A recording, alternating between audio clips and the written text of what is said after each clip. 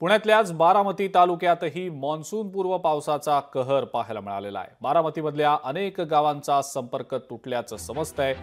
पावसाच्या पाण्यामध्ये 4 चाकी गाड्या अनेक ठिकाणी अडकून पडल्या। दादा मागे सर, ही दृश्य आपण पाहतो आहोत सध्या बारामतीमधली।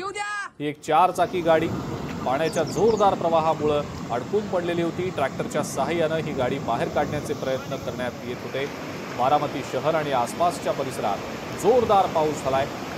आज दिवसभर आणि काल रात्री सुद्धा पावसाची संततधार सुरूच होती।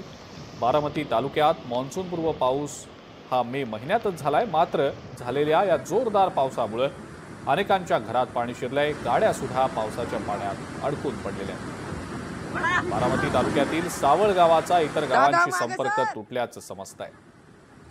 येऊ द्या।